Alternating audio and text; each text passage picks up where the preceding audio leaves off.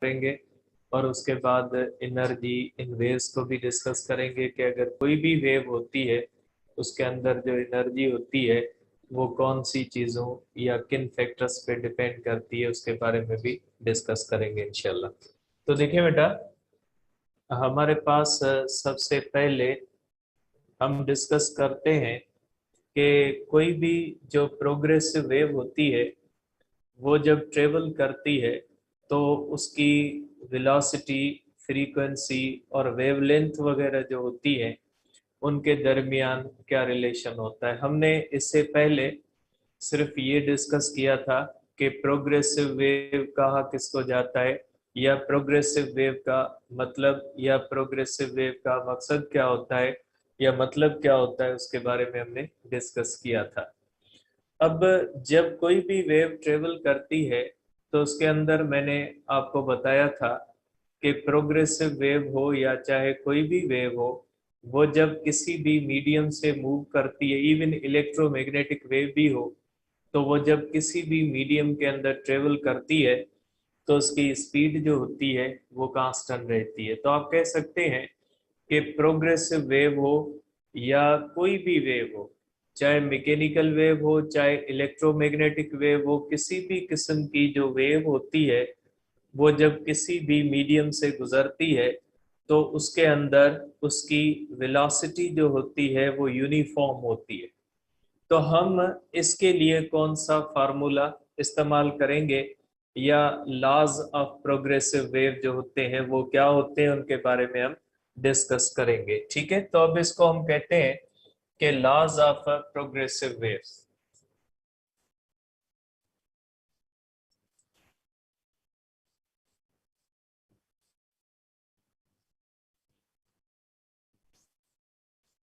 Progressive wave के laws कौन से होते हैं?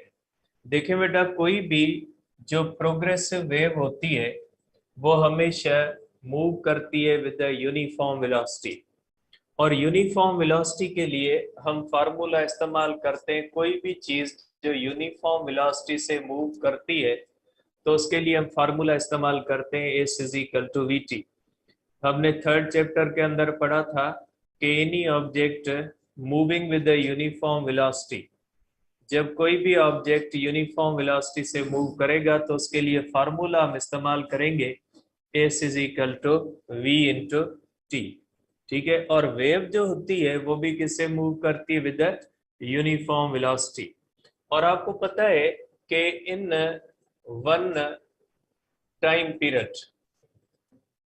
एक टाइम पीरियड के अंदर, इन वन टाइम पीरियड, ठीक है, वन टाइम पीरियड के अंदर जो वेव डिस्टेंस तय करती है वो लेमडा के बराबर होता है। ये हम पहले डिस्कस कर चुके हैं, मैंने आपको कल शायद डेफिनेशन ये लिखवाई थी या परसों।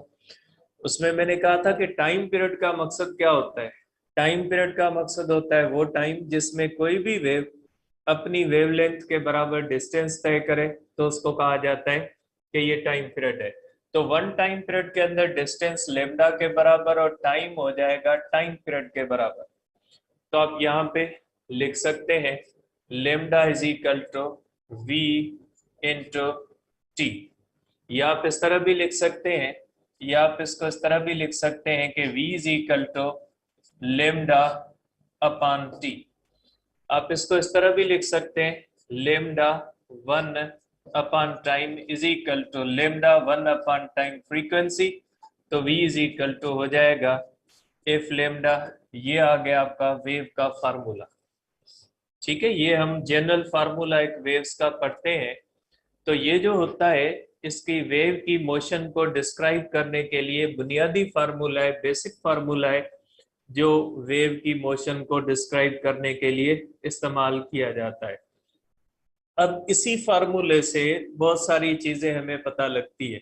अब पहली चीज कौन सी पता लगती है इस फार्मूले से? इस फार्मूले से पहली चीज हमें ये पता लगती है कि if frequency is equal to constant,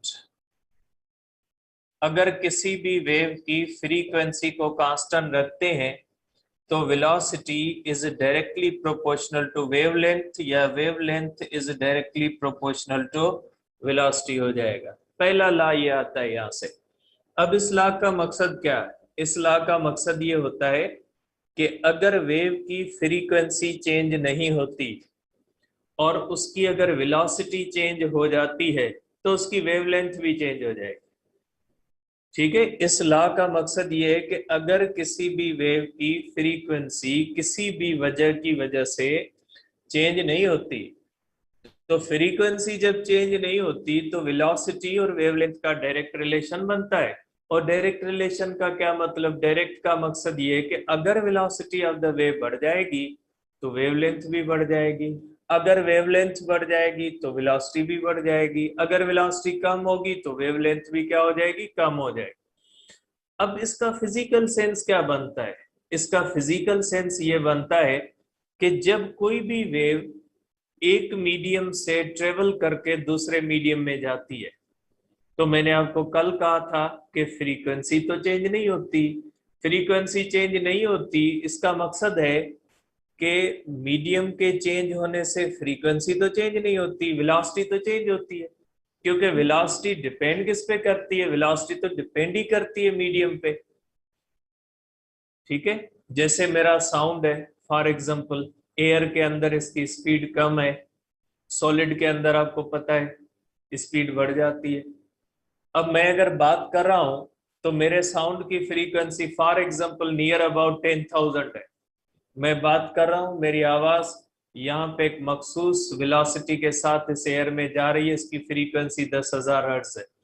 अब ये इस दीवार के अंदर आवाज चली जाए, दीवार के अंदर मीडियम चेंज होगा, एयर से जब वो दीवार में जाएगी तो वेलोसिटी उसकी बढ़ जाएगी, वेलोसिटी बढ़ जाएगी, लेकिन फ्रीक्वेंसी क्या होगी? फ्रीक्वेंसी तो सेम रहनी है, फ्रीक्वेंसी मीडियम की वजह से चेंज नहीं होती। तो जब फ्रीक्वेंसी एयर में भी 10,000 है और सॉलिड के अंदर भी 10,000 है, तो सॉलिड के अंदर वेलोसिटी तो बढ़ जाती है, वेलोसिटी बढ़ जाती है तो वेवलेंथ भी बढ़ जाती है। क्योंकि आपको पता है कि फ्रीक्वेंसी अगर कांस्टेंट रहनी है तो फ्रीक्वेंसी इज इक्वल टू होती है वी अपान लेमडा। जिस मीडियम में वेलोसिटी बढ़ जाएगी उसमें लेमडा भी बढ़ जाएगा। नतीजा क्या निकलेगा? नतीजा ये निकलेगा कि इन दोनों का रेशियो क्या हो जाएगा? सेम। तो आप कर सकते हैं V1 upon lambda 1 is equal to V2 upon lambda 2 is equal to frequency के बराबर होगा। तो इसका पहला लॉ ये आता है। इससे हमें ये पता लगता है कि जब कोई भी वेव एक मीडियम से ट्रेवल करके दूसरे मीडियम में जाती है तो उसकी फ्रीक्वेंसी तो तब्दील नहीं होती। फ्रीक्वेंसी जब तब्दील नहीं होती तो वेलोसिटी तो मीडियम के चेंज होने से चेंज होती है। तो जिस मीडियम में वेलोसिटी बढ़ जाती है वहां पे वेवलेंथ भी बढ़ जाएगी, जिस मीडियम के अंदर वेलोसिटी कम होगी उसके अंदर वेवलेंथ भी कम हो जाएगी, क्योंकि दोनों का रेशियो हमेशा फ्रीक्वेंसी के बराबर सेम कांस्टेंट आना है। v अपान लेमडा, इसको आपका मकसद है v अपान लेमडा का क्या होना है? कांस्टेंट होना है, फ्रीक्वेंसी के बराबर होना है। तो ये हुआ हमारे पास first law of progressive wave. ठीक है, अब सेकंड हम करते हैं, इसी फार्मूला से हम सेकंड भी करते हैं। ठीक है, और सेकंड लॉ के मुताबिक सेकंड लॉ क्या कहता है? If v is equal to constant, अगर v कांस्टेंट है तो क्या होना है? इस फार्मूले के अंदर अगर v कांस्टेंट है तो फिर lambda inversely proportional to frequency या फ्रीक्वेंसी इनवर्सली प्रोपोर्शनल होगी लेमडा के। इसका क्या मतलब कि अगर वेलोसिटी रिमेन्स कांस्टेंट, ठीक है, अगर वेलोसिटी कांस्टेंट होती है तो फ्रीक्वेंसी और वेवलेंथ का इनवर्स रिलेशन है। क्या मतलब इसका?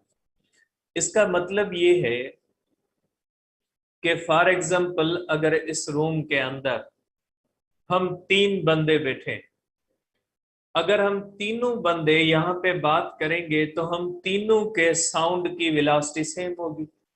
अगर मेरी वेलोसिटी 340 मीटर पर सेकंड अभी है इस एयर के अंदर, इस रूम के अंदर आवाज की, तो यहाँ पे जितने भी लोग बैठे हुए हैं सबके आवाज की स्पीड 340 होगी।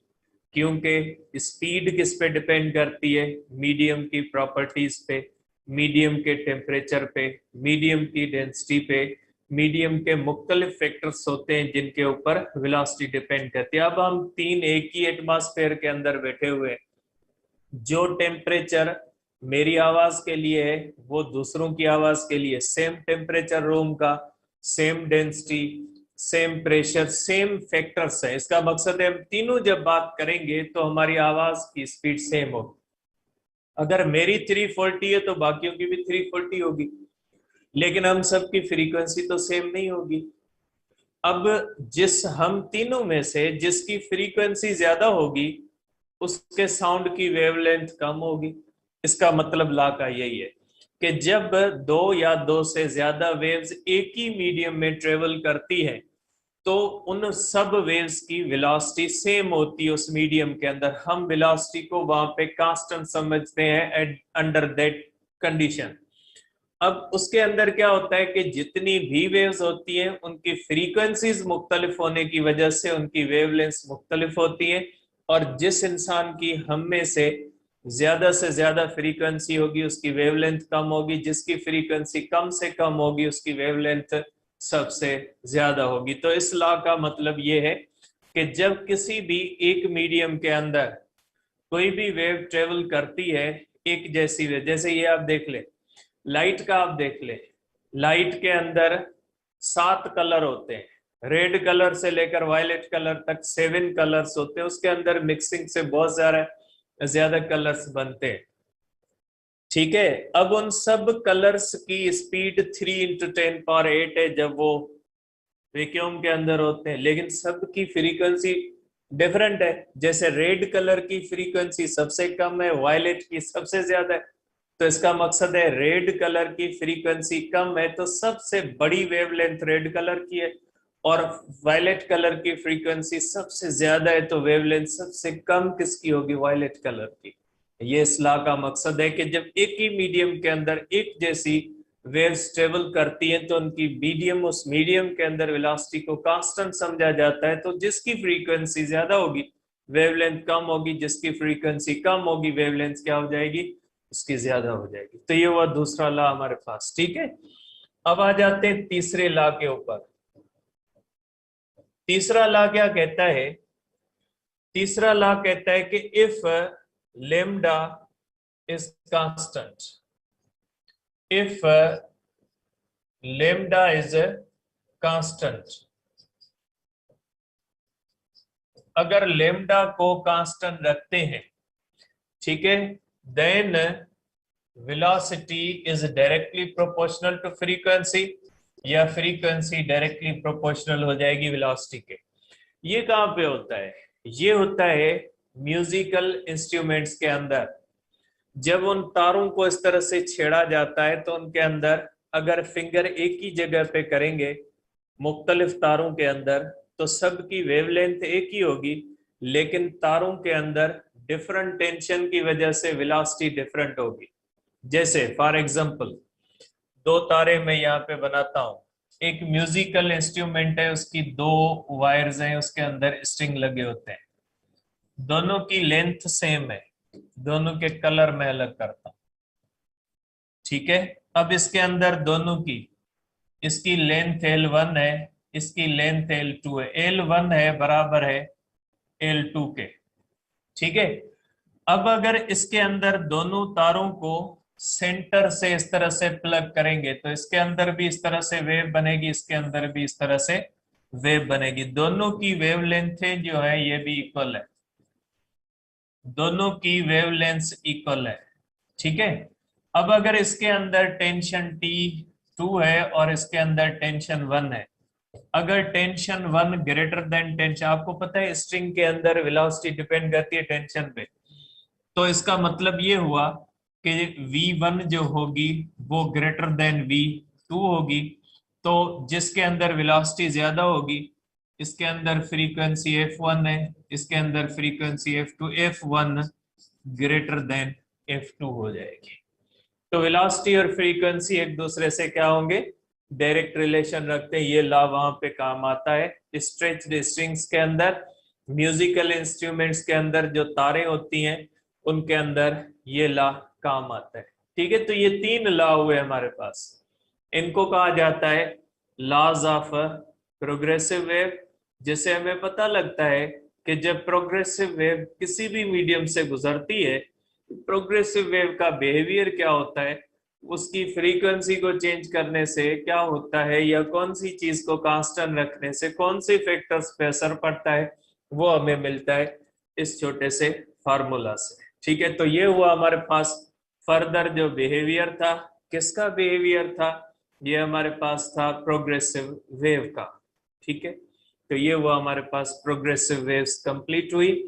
ठीक है, तो इनको हम कहते हैं कि ये हमारे पास प्रोग्रेसिव वेव्स है। ठीक है, अब आ जाते हैं आगे। अब नेक्स्ट जो हमारा टॉपिक है वो है एनर्जी इन वेव्स। के वेव्स के अंदर एनर्जी जो होती है, ये तो हम इसकी डेफिनेशन के अंदर पढ़ के आए हैं,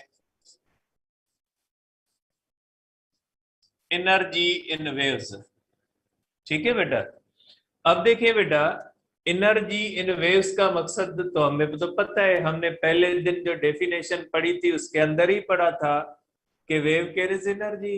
वेव क्या करती है? एनर्जी उठाती है, एनर्जी उसके अंदर होती है। मैं बात कर रहा हूं, मेरी साउंड वेव है, इसके अंदर एनर्जी है, और मेरी ये साउंड वेव जहां जहां तक पहुंचती है वहां तक ये एनर्जी लेके जा रही। मीन्स वेव क्या है? कैरियर ऑफ एनर्जी है, वेव के अंदर एनर्जी होती है। ठीक है, अब अगर वेव के अंदर एनर्जी होती है तो वो एनर्जी की यहाँ पे पहले बात ये कि आपको पता होना चाहिए कि इसका प्रूफ क्या है कि वेव के अंदर एनर्जी है। देखिए, बहुत सारे प्रूफ्स आप इसमें कर सकते हैं। अब बॉम्ब का एक्सप्लोजन होता है, बहुत बड़ी आवाज होती है, और आपको पता है सराउंडिंग के अंदर जो बिल्डिंग्स होती है उनकी दीवारों को डैमेज होता है, तो जरूरी थोड़ी उस दीवार के साथ जाके बम का टुकड़ा लगाए उसने दीवार को नुकसान पहुंचे, ऐसा तो नहीं होता। जरूरी नहीं है कि जहां पे बम का एक्सप्लोजन हो सराउंडिंग के अंदर जितना भी नुकसान हो वो बम के टुकड़ों की वजह से हो, ऐसे नहीं होता। जो सराउंडिंग होती है उसके अंदर ह्यूज साउंड जो होता है वो पैदा होता है, बहुत बड़ी आवाज पैदा होती है, और आवाज एक वेव है, उसके अंदर एनर्जी होती है, और वो साउंड वेव्स जब किसी भी चीज से टकराती है तो उसको जो है वो नुकसान देती है, खिड़कियों के शीशे तोड़ देती है, कभी क्लोज अगर है तो दीवार को तोड़ देगा साउंड। तो इसके ये एक आप कह सकते हैं कि इसका प्रूफ है। चले और ले लेते हैं। आपको पता है एनर्जी क्या होती है? एनर्जी का मकसद है ability to do work. Energy का मकसद है काम करने की सलाहियत। अगर मेरे अंदर एनर्जी है मैं काम कर सकता हूँ, मेरे अंदर एनर्जी नहीं मैं काम नहीं कर सकता। मीन्स जिस चीज के अंदर एनर्जी होती है वो वर्क कर सकती है। अगर मेरे अंदर एनर्जी है तो मैं वर्क अगेंस्ट ग्रेविटी, ये मैं पेन को उठा रहा हूं पर मीन्स मैं वर्क कर रहा हूं अगेंस्ट ग्रेविटी। क्यों कर रहा हूं? क्योंकि मेरे अंदर एनर्जी। अगर मेरे अंदर एनर्जी होगी तो मैं वर्क अगेंस्ट ग्रेविटी कर सकता हूं। मैं किसी भी चीज को अगेंस्ट ग्रेविटी उसी सूरत में उठा सकता हूं जब मेरे अंदर एनर्जी होगी। अगर मेरे अंदर एनर्जी नहीं होगी तो मैं किसी भी चीज को इस तरह से अगेंस्ट ग्रेविटी नहीं उठा सकता। ठीक है, तो अगर वेव के अंदर एनर्जी है तो क्या वेव वर्क अगेंस्ट ग्रेविटी कर सकती है? नहीं कर सकती। कर सकती है। कोई बड़ी जहाज हो, कोई बड़ा शिप हो, जहाज हो, वो समंदर के अंदर इस तरह से खड़ा है, आप देखते हो समंदरी वेव्स जब आती है, ओशियन वेव्स उसके नीचे से गुजरती है तो बड़ी बड़ी शिप्स को ऊपर उठा लेती है। इसका मकसद है वेव के अंदर एनर्जी है ना, अदरवाइज वो कैसे शिप को इस तरह से अगेंस्ट ग्रेविटी ऊपर उठा सकती है? तो वेव के अंदर एनर्जी है। आपकी जिंदगी बुक के अंदर एक डेमोन्स्ट्रेशन दी गई है कि अगर हम कोई भी इस तरह से एक स्ट्रिंग लें, इस तरह से हम एक स्ट्रिंग लेते हैं, ठीक है, और उसके अंदर एक छोटा सा इस तरह से मास सस्पेंड करते हैं, मास के ऊपर फोर्स लगती है जिसको वेट कहते हैं। अब अगर इसके अंदर हम एक पल्स भेजें, सपोज करें पल्स, पल्स क्या होता है? Wave pulse. पल्स की मैं डेफिनेशन यहाँ पे लिख देता हूं क्योंकि सिंध के अंदर है लेकिन पीएमसी के अंदर नहीं है तो मैंने इसको नहीं कहा। पल्स का मकसद क्या होता है? आइसोलेटेड single disturbance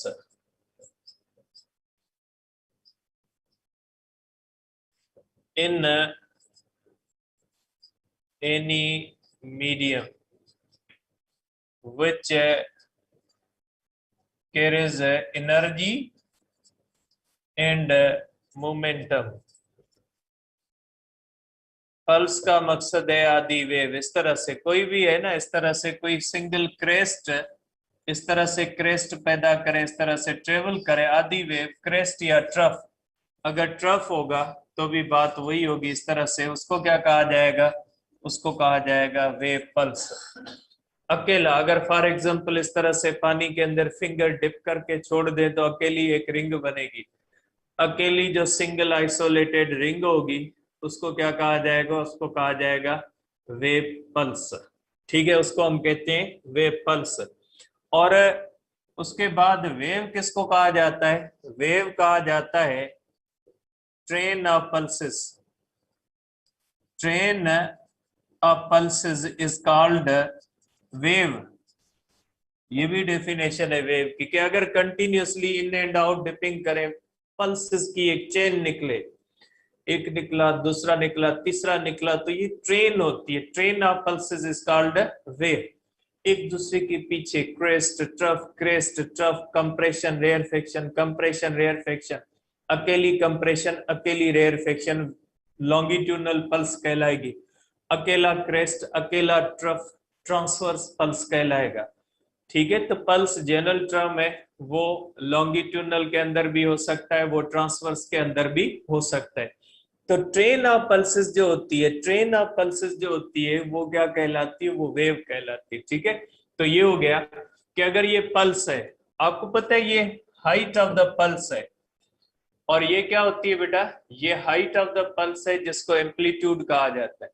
अब ये वेव पल्स जब इस तरह से आएगा, इस तरह से जब ये वेव पल्स आएगा तो इस मास को भी अपने साथ ऊपर उठा लेगा। अब वेट तो इसके ऊपर डाउनवर्ड एक्ट कर रहा है, लेकिन इसने पल्स ने क्या किया है, इस पल्स ने इस वेट को अगेंस्ट ग्रेविटी उठा लिया है। तो इसका मतलब ये है कि पल्स के अंदर एनर्जी है ना। अगर पल्स के अंदर एनर्जी ना होती तो इस छोटे से, अब ऐसा नहीं है कि आप एक रस्सी के अंदर 10 किलोग्राम की बॉडी लटका दें और पल्स भेजे और कहें इसको 10 किलोग्राम को तो नहीं उठाता। जाहिर सी बात है, पल्स के अंदर इतनी तो एनर्जी नहीं होगी कि वो 15 किलोग्राम को ऊपर उठाएगा। बच्चा होता है, बच्चे को अगर आप कहोगे कि 10 किलोग्राम ऊपर उठाए, उसे उठाए, उठेगा नहीं, तो आप क्या कहोगे कि इंसान के अंदर एनर्जी नहीं होती। तो हर एक की अपनी लिमिट होती है एनर्जी की। इस स्ट्रिंग के अंदर जो वेव होती है उसके अंदर एनर्जी कम होती है, तो थोड़ा मास सस्पेंड करोगे तो उसको अगेंस्ट उठाएगी।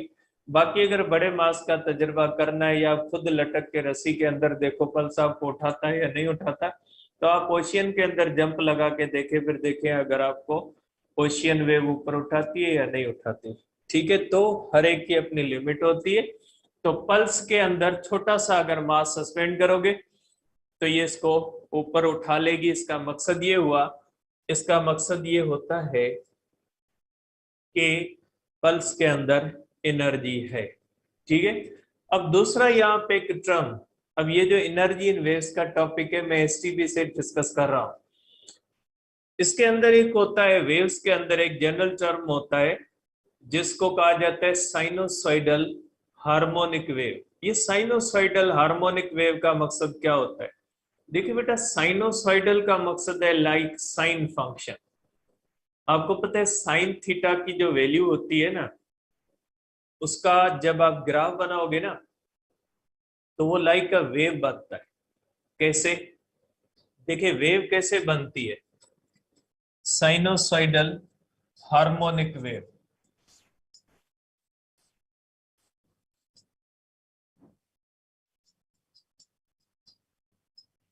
साइनोसॉइडल हार्मोनिक वेव, इसकी डेफिनेशन में लिख लेता हूं, वेव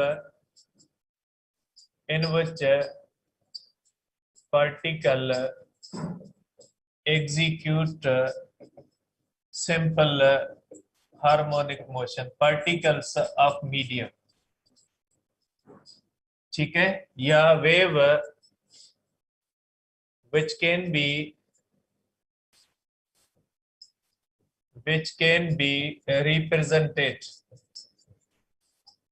मथे करेगा डायरेक्ट लगे थी, which can be expressed, wave which can be expressed like sin function, sine function की तरह। ठीक है, साइन फंक्शन की तरह अगर हो तो ऐसी वेव को क्या कहा जाता है? ऐसी वेव को कहा जाता है कि ये जो है वो साइनोसॉइडल हार्मोनिक वेव है। ठीक है बेटा, ऐसी वेव जिस मीडियम से गुजरे उस मीडियम के सारे पार्टिकल जो हो, उन सब पार्टिकल जो मीडियम के हो वो सिंपल हार्मोनिक मोशन के अंदर आ जाए, तो ऐसी वेव को क्या कहा जाएगा? ऐसी वेव को कहा जाएगा साइनोसॉइडल हार्मोनिक वेव कहा जाएगा। ठीक है, या ऐसी वेव जो लाइक अ साइन फंक्शन हो। देखिए साइन फंक्शन और वेव का आपस में क्या ताल्लुक है? देखिए बेटा, सिंपल हार्मोनिक मोशन में आपको पता है, पहले भी हम डिस्कस कर चुके हैं, मैकेनिकल वेव जब किसी भी मीडियम से गुजरती है तो उसके पार्टिकल वाइब्रेट करते हैं। और उसके पार्टिकल कैसे वाइब्रेट करते हैं? उसके पार्टिकल्स जो होते हैं वो वाइब्रेटरी मोशन में होते हैं। और आपको पता है वाइब्रेटरी मोशन के अंदर मैंने आपको बताया भी था, वेलोसिटी, एक्सीलेशन, एम्पलीट्यूड, मुख्तलिफ डिस्प्लेसमेंट वगैरह वो मैक्सिमम होते हैं एक साइड पे, फिर मिनिमम होते हैं, फिर मैक्सिमम होते हैं। मीन्स उसके अंदर पार्टिकल एक मखसूस दो एम्पलीट्यूड्स के दरमियान वाइब्रेट करता है। अगर उसका एम्पलीट्यूड 10 सेंटीमीटर है तो एम्पलीट्यूड पॉजिटिव 10, 0, फिर 10, फिर नेगेटिव, पॉजिटिव, इस तरह वैल्यूज चेंज होती है। ये आपको पता है, हम डिस्कस कर चुके हैं सिंपल हार्मोनिक मोशन। तो वेव के अंदर भी यही होता है। वेव के अंदर पार्टिकल क्या करता है? इस तरह वाइब्रेट करता है। और साइन थीटा की वैल्यू भी आप देख लें, साइन 0 0 के बराबर होती है, साइन 91 के बराबर होती है, साइन 180 0 के बराबर होती है, 270 -1 होती है, 360 फिर 0 के बराबर होता है। मीन्स साइन थीटा की वैल्यू भी +1 और -1 के दरमियान एक मखसूस वेरिएशन आती है, like a simple harmonic motion. जिस तरह से सिंपल हार्मोनिक मोशन के अंदर जो पार्टिकल होता है उसके अंदर भी पर्टिकुलर इस तरह से वेरिएशंस आती हैं मैक्सिमम और मिनिमम डिस्प्लेसमेंट के दरमियान, maximum velocity, minimum velocity, maximum acceleration, minimum acceleration, maximum force, minimum force, negative direction, positive direction. बिल्कुल इसी तरह से साइन के अंदर भी होता है, 0 से +1, 1 से फिर 0, फिर नेगेटिव -1, फिर 0। मीन्स साइन की वैल्यू भी वेव की तरह ही होती है। जिस तरह से वेव क्रेस्ट के बाद वापस ट्रफ, ऊपर पॉजिटिव, नीचे नेगेटिव, इस तरह से आप इसको कह सकते हैं। ठीक है, तो इस तरह से जो होता है उसको कहा जाता है साइनोसॉइडल हार्मोनिक वेव, जिसका ग्राफ इस तरह से बनाया जा सकता है। तो ऐसी वेव जिसका ग्राफ इस तरह से बन सकता है उसको कहा जाता है साइनोसॉइडल हार्मोनिक वेव। ठीक है, अब आ जाते हैं कि हम एनर्जी का फार्मूला ड्राइव करते हैं। हमने यहाँ पे देखा है कि वेव के अंदर एनर्जी होती है, तो अब हम क्या करते हैं कि वेव की एनर्जी का फार्मूला ड्राइव करते हैं कि वेव की जो एनर्जी होती है वो कौन से फैक्टर्स पे डिपेंड करती है। ठीक है, अब हम करते हैं इसका फार्मूला। सपोज करें हमारे पास एक वेव है। ठीक है, मैं एक साइनोसॉइडल हार्मोनिक वेव बनाता हूं। सपोज करें बेटा ये हमारे पास साइनोसॉइडल एक हार्मोनिक वेव है। अब इसके अंदर हमने ये इस तरह से एक वेव जो है वो बनाई है, और ये हुई हमारे पास साइनोसॉइडल हार्मोनिक वेव इस तरह से।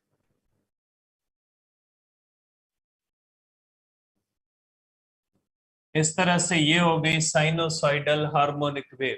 ठीक है बेटा, अब देखें इसके अंदर ये पार्टिकल जो होता है, ये पार्टिकल, ठीक है, ये पार्टिकल, इस पार्टिकल को आप कह लें, ये मैं 3 पार्टिकल बनाता हूं फिर नेम देता हूं इसमें। अब ये रस्सी है, ये रस्सी के पार्टिकल है बेटा। ये पार्टिकल जो है ये पोजीशन P पे, ये पार्टिकल पोजीशन Q पे, ये पार्टिकल पोजीशन R पे। ये पार्टिकल इस तरह से वाइब्रेट करते हैं, ये इस तरह से वाइब्रेट करेगा, ये इस तरह से वाइब्रेट करेगा, इस तरह से ये भी इसका मैक्सिमम मिनिमम होगा, और ये इस तरह से अप एंड डाउन मूव करेगा। ठीक है, तो मींस ये इस तरह से वाइब्रेट करते हैं। ये पार्टिकल वाइब्रेट करते हुए एक्सट्रीम पोजीशन पे पहुंचता है, और ये क्यू की पोजीशन कौन सी होती है? क्यू की पोजीशन होती है, इसकी है हमारे पास एक्सट्रीम पोजीशन, ठीक है, और इसकी है मीन पोजीशन। ठीक है, ये हमारे पास है मीन पोजीशन पे पार्टिकल, और ये between mean position and extreme position. ये पार्टिकल न मीन पोजीशन पे है और ना ही एक्सट्रीम पोजीशन पे, उनके दरमियान है। ठीक है, अब जाहिर सी बात है कि अगर हम लिखें कि यहाँ पे ये जो पार्टिकल है इसके पास टोटल एनर्जी है पोटेंशियल एनर्जी, पोजीशन P पे जो पार्टिकल है उसके पास, क्योंकि आपको पता है वाइब्रेटरी मोशन के अंदर जो पार्टिकल एक्सट्रीम पोजीशन के ऊपर होता है उसके पास टोटल एनर्जी क्या होती है? Potential energy. और इसके पास जो टोटल एनर्जी है ये kinetic energy plus potential energy दोनों है। और ये जो पार्टिकल है इसके पास जो टोटल एनर्जी है ये काइनेटिक एनर्जी है। आपको पता है टोटल एनर्जी हर जगह पे क्या होती है? सेम होती है। जितनी टोटल एनर्जी यहाँ पे होगी उतनी टोटल एनर्जी यहाँ, क्योंकि जब आपने साइनोसॉइडल हार्मोनिक वेव कहा है तो ऐसी वेव जिसके पार्टिकल सिंपल हार्मोनिक मोशन के अंदर होते हैं, तो आपको पता है सिंपल हार्मोनिक मोशन के अंदर टोटल एनर्जी रिमेन्स कंजर्व। तो अगर इस वेव को हम देखते हैं, इसके अंदर ये पार्टिकल्स है, ये पार्टिकल है, तो एट पोजीशन जो है वो हर जगह पे टोटल एनर्जी सेम रहेगी। ठीक है, अब हम करते हैं इसका फार्मूला। ठीक है, अब हम करते हैं टोटल एनर्जी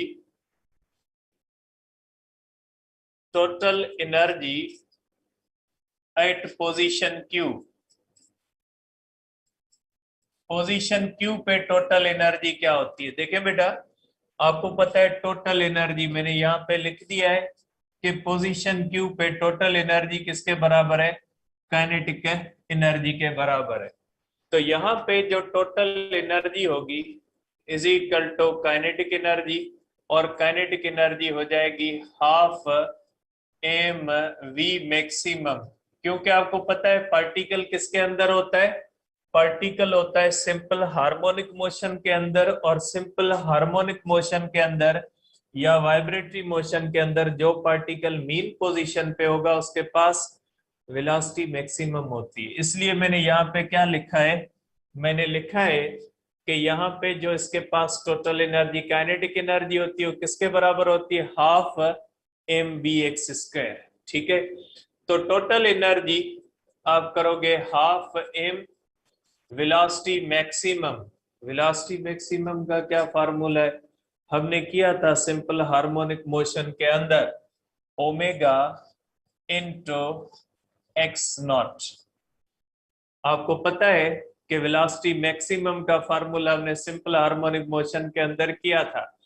अब देखिए, सॉरी, ये पार्टिकल जो होता है ये अलोंग y एक्सिस वाइब्रेट कर रहा है, इसलिए y नॉट करेंगे। क्योंकि ये पार्टिकल देखें बेटा, ये पार्टिकल इस तरह वाइब्रेट करेगा।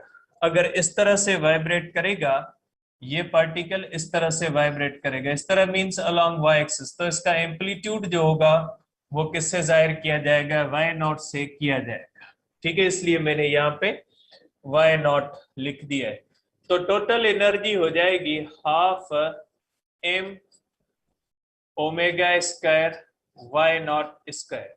या आपको पता है कि एम्पलीट्यूड को a से लिखते हैं तो जनरल फार्मूला बन जाएगा half m omega square amplitude square. ये जो सारे टर्म होते हैं ये कांस्टेंट है, क्योंकि ओमेगा हमने पढ़ा था, ओमेगा को एज अ कांस्टेंट लेते हैं। ये टर्म्स कांस्टेंट है, देयरफॉर आप लिख सकते हैं कि energy is directly proportional to the square of amplitude. ये होता है मैकेनिकल वेव के लिए, ठीक है। एनर्जी ऑफ मैकेनिकल वेव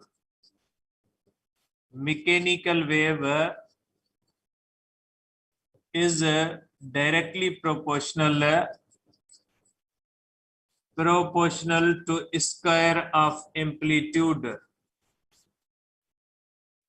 ठीक है, यहाँ पे एक बात याद रखिएगा कि मैकेनिकल वेव की energy of mechanical wave is independent of frequency से इंडिपेंडेंट है, ठीक है। ओनली डिपेंड किस पे करती है? Amplitude of square of amplitude पे, ठीक है। तो ये बात ध्यान में रखिएगा कि ये जो फार्मूला है मैकेनिकल वेव का है, और ये फार्मूला कहता है कि energy of mechanical wave does not depends upon frequency पे डिपेंड नहीं करती। बहुत सारी ऐसी वेव्स हैं जो हाई फ्रीक्वेंसी लो एनर्जी है। मेरी साउंड वेव है, हाई फ्रीक्वेंसी मानी जाती है, 10,000 हर्ट्ज है, लेकिन इतनी एनर्जी नहीं होती, खिड़की सामने पड़ी है, शीशा नहीं तोड़ सकती। लेकिन उस जगह पे ओशियन वेव्स को देख ले, ओशियन वेव्स की फ्रीक्वेंसी बहुत ही कम होती है, वे 1 सेकंड के अंदर एक वेव भी शोर पे नहीं आती, किनारे पे नहीं आती, बहुत ही कम फ्रीक्वेंसी होती है, लेकिन उसकी एनर्जी देखें बहुत ज्यादा होती है, क्योंकि उसका एम्पलीट्यूड बड़ा है। मेरे आवाज का एम्पलीट्यूड कम है, इसलिए एनर्जी कम है। अब बॉम्ब का अगर एक्सप्लोजन होता है तो बॉम्ब के एक्सप्लोजन की फ्रीक्वेंसी भी आप सुन सकते हैं ना, मतलब वो भी 10,000 के करीब होगी, लेकिन उससे खिड़कियां टूटती, क्यों टूटती? क्योंकि बड़ी आवाज होती है, लाउडनेस ज्यादा। Loudness means amplitude, amplitude loudness है, लाउडनेस टेस्ट ऑफ एम्पलीट्यूड है। जो एम्पलीट्यूड अपने आप को जाहिर करता है वो लाइक अ लाउडनेस होता है। एम्पलीट्यूड की अपीयरेंस लाउडनेस, जैसे मिर्ची की अपीयरेंस जायका होता है, खारा होता है। शुगर का अपीयरेंस, शुगर कैसे पता लगता है शुगर है? वाइट तो कोई भी चीज हो सकती है, उसका पता लगता है, चखोगे मीठी लगेगी, वो शुगर है। तो शुगर का जायका मिठास होता है। इसी तरह से एम्पलीट्यूड का जायका लाउडनेस होता है। कोई साउंड है, उसका एम्पलीट्यूड ज्यादा है या कम है, लाउडनेस से पता लगता है। लाउडनेस बड़ी मीन्स एम्पलीट्यूड बड़ा, ढोल होता है, उसको आहिस्ता मारोगे कम एम्पलीट्यूड से वाइब्रेट करेगा, कम आवाज आएगी। इस तरह से मारो, बड़े एम्पलीट्यूड से वाइब्रेट करेगा, बड़ी आवाज आएगी। एम्पलीट्यूड अपने आप को जाहिर करता है, कानों के ऊपर जाहिर करता है, वो लाउडनेस होती है, ठीक है। तो मैकेनिकल वेव की एनर्जी किस पे डिपेंड करती है? लाउडनेस पे डिपेंड करती है। लाउडनेस जो होती है उस पे मैकेनिकल फ्रीक्वेंसी पे डिपेंड नहीं करती, ठीक है, ध्यान में रखिएगा। अब देखें, अब आ जाए, अब वेव के अंदर एनर्जी भी है, वेव ट्रेवल भी करती है, इसका मकसद है फिर तो वेव के अंदर पावर भी होगा। पावर क्या होता है? फॉर एग्जाम्पल अगर मैं यहां पे बात कर रहा हूं, मेरी साउंड वेव इस तरह जा रही है, ये मेरी साउंड वेव मेरी एनर्जी मुख्तलिफ चीजों पे पहुंचा रही है। अब ये जा भी रही है, एनर्जी भी पहुंचा रही है, इसका मकसद है ये एनर्जी पर यूनिट पहुंचा रही है, तो ये क्या होगा? ये तो पावर होगा, मीन्स वेव के अंदर पावर है, ठीक है। तो आप कहोगे पावर ऑफ वेव, वेव के अंदर पावर होगा। और पावर क्या होता है? ठीक है, अब देखें, आपको पता है कि एनर्जी इन द वेव का फार्मूला होता है half M omega square amplitude square, energy है। अब पावर होता है एनर्जी अपॉन टाइम, पावर होता है एनर्जी अपॉन टाइम। एनर्जी क्या होगी?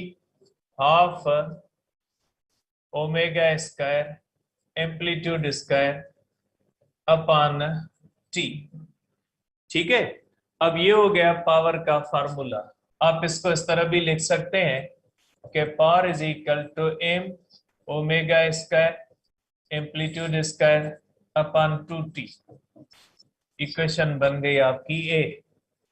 देखिए बेटा, जब किसी भी स्ट्रिंग के अंदर हम बात करते हैं स्ट्रिंग की, सपोज करें एक स्ट्रिंग है, ये हम जो वेव हमने डिस्कस की, स्ट्रिंग वाली वेव डिस्कस की।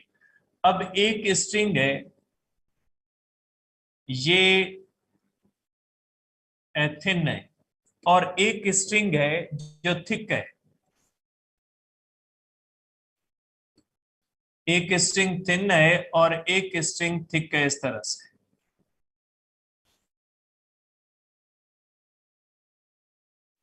एक थिन है और एक थिक है, दोनों की लेंथ है सेम। इसकी लेंथ L1 है, इसकी लेंथ L2 है, दोनों की लेंथ इक्वल है। दोनों के अंदर करते हैं वेव पैदा। दोनों के अंदर, इसके अंदर भी वेव पैदा हुई जिसकी वेव लेंथ λ1, इसके अंदर भी वेव पैदा की जिसकी λ2, दोनों इक्वल है। इक्वल वेव्स पैदा करते हैं दोनों के अंदर, ठीक है। एक थिक थिन रोप है, एक थिक रोप है, दोनों के अंदर एक जैसी वेव्स पैदा की, तो क्या दोनों के अंदर एनर्जी सेम होगी? सिंपल सी बात है, नहीं होगी। अगर थिन कोई चीज होती है उसको आप इजीली इस तरह वाइब्रेट करो, थिक होगी तो उसके अंदर ज्यादा एनर्जी दोगे, तो जाहिर सी बात है जो रोप जितना थिक होगा उसके अंदर वेव पैदा करने के लिए ज्यादा एनर्जी देनी। तो इसका मकसद है दोनों के अंदर पावर डिफरेंट होगा, एनर्जी भी उनको डिफरेंट देंगे अगर सेम कंडीशन रखते हैं तो यहाँ पे कांस्टेंट आता है जिसको कहा जाता है म्यू, ठीक है। यहाँ पे कांस्टेंट होता है जिसको कहा जाता है म्यू। म्यू होता है मास पर यूनिट वेवलेंथ, इस तरह से होता है, ठीक है। मास पर यूनिट वेवलेंथ म्यू, मास पर यूनिट वेवलेंथ, जिससे हमें पता लगता है कि रस्सी थिक है या थिन है। अगर रस्सी थिक है तो उसका म्यू बड़ा होगा, रस्सी थिन है तो उसका म्यू कम होगा, ठीक है। ये म्यू एक ऐसा कांस्टेंट होता है जो मास पर यूनिट लेंथ भी होता है, या मास पर यूनिट वेव लेंथ भी हम इसको कहते हैं। मास पर यूनिट लेंथ कह ले या मास पर यूनिट वेव लेंथ कह ले, जिससे हमें ये पता लगता है कि जिस जो रस्सी आप इस्तेमाल कर रहे हैं वो थिक है या थिन है। अब यहां से एक फार्मूला आता है मास का, मास हो जाएगा म्यू इंटू लेमडा, ठीक है।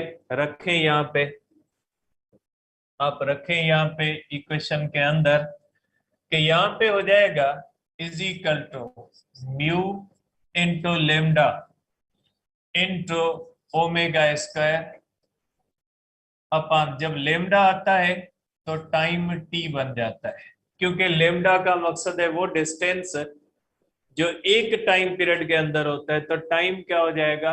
कैपिटल टी हो जाएगा। तो ये हो जाएगा is equal to mu upon 2 lambda upon T omega square amplitude square. आपको पता है वेलोसिटी होती है displacement upon time, means lambda upon time velocity of the wave होता है। वेलोसिटी ऑफ वेव कहलाएगा। ये एक होती पार्टिकल की वेलोसिटी, यहाँ पे था ना एनर्जी के अंदर, एनर्जी के अंदर ये वेलोसिटी ऑफ द पार्टिकल है, ये वेलोसिटी ऑफ पार्टिकल है, वेलोसिटी ऑफ पार्टिकल है, वेलोसिटी ऑफ पार्टिकल है। और ये कौन सी है? वेलोसिटी ऑफ वेव है, ये वेलोसिटी ऑफ द वेव है, ठीक है। इसको ध्यान में रखिएगा। तो ये हो जाएगा आपके पास power is equal to half mu velocity of the wave square amplitude square, ठीक है। तो ये हो गया आपके पास आ गया फार्मूला। और ये फार्मूला क्या कहता है कि पावर किस चीज पे डिपेंड करता है? पावर जो होता है ये आपका डिपेंड करता है, ठीक है। ये पावर जो होता है ये आपका डिपेंड करेगा वेलोसिटी ऑफ द वेव पे, वेलोसिटी ऑफ वेव, और ये होता है 2 पाई एफ के बराबर, means frequency of wave power frequency of the wave और स्क्वायर ऑफ एम्पलीट्यूड। पावर किस पे डिपेंड करता है? वेलोसिटी ऑफ द वेव पे। वेलोसिटी जितनी ज्यादा होगी पावर जितना ज्यादा होगा, फ्रीक्वेंसी जितनी ज्यादा होगी पावर उतना ज्यादा होगा, और एम्पलीट्यूड जितना ज्यादा होगा पावर उतना वेव ज्यादा ट्रांसफर करेगी। तो पावर जो होता है वो इन 3-4 चीजों पे डिपेंड करता है। एक बात और भी याद रखिएगा कि एनर्जी सिर्फ मैकेनिकल वेव के अंदर नहीं होती, एनर्जी इलेक्ट्रोमैग्नेटिक वेव्स के अंदर भी होती है, लेकिन इलेक्ट्रोमैग्नेटिक वेव की एनर्जी डिपेंड करती है फ्रीक्वेंसी पे। प्लैंक्स क्वांटम थ्योरी कहती है energy is directly proportional to the frequency, वो मैकेनिकल के लिए नहीं है। Planck's quantum theory mechanical waves के लिए नहीं है कि आप आर्ग्यू करना शुरू कर दो कि मैंने कहा था कि मैकेनिकल वेव की एनर्जी डिपेंड नहीं करती फ्रीक्वेंसी पे। प्लैंक्स कांस्टेंट जो है वो क्वांटम थ्योरी कहती है कि एनर्जी डिपेंड करती है फ्रीक्वेंसी पे। प्लैंक्स क्वांटम थ्योरी आप नहीं अप्लाई कर सकते साउंड के लिए। प्लैंक्स क्वांटम थ्योरी लाइट के लिए, इलेक्ट्रोमैग्नेटिक वेव्स के लिए, इलेक्ट्रोमैग्नेटिक वेव की एनर्जी किस पे डिपेंड करती है? एनर्जी डिपेंड करती है फ्रीक्वेंसी पे। ठीक है, तो इलेक्ट्रोमैग्नेटिक वेव के बारे में आप कह सकते हैं कि इलेक्ट्रोमैग्नेटिक वेव की एनर्जी किस पे डिपेंड करती है? फ्रीक्वेंसी पे। लेकिन मैकेनिकल वेव की एनर्जी किस पे डिपेंड करती है? मैकेनिकल एनर्जी की मैकेनिकल वेव की एनर्जी जो होती है वो डिपेंड करती है only upon amplitude of wave, और इलेक्ट्रोमैग्नेटिक वेव की energy also depends upon amplitude, voltage पे डिपेंड करेगी, वो अदर फैक्टर होते हैं। ठीक है, तो ये होता है हमारे पास एनर्जी इन वेव्स के बारे में। ठीक है, अब एक छोटा सा टॉपिक है, रिफ्लेक्शन ऑफ वेव्स के रूल होते हैं, वो कर लेते हैं। साइन जो रेडी है कंटिन्यू करें। ठीक है, कल करेंगे। ठीक है, ये जो लॉज ऑफ रिफ्लेक्ट कल करेंगे स्टेशनरी वेव। पहले ये मैं पढ़ा लेता हूँ अपनी तरफ से, फिर आपको बुक रीडिंग करवाऊंगा इस चैप्टर की, उसके अंदर जो भी चीजें होंगी इंशाल्लाह आ जाएगी। यूएसबी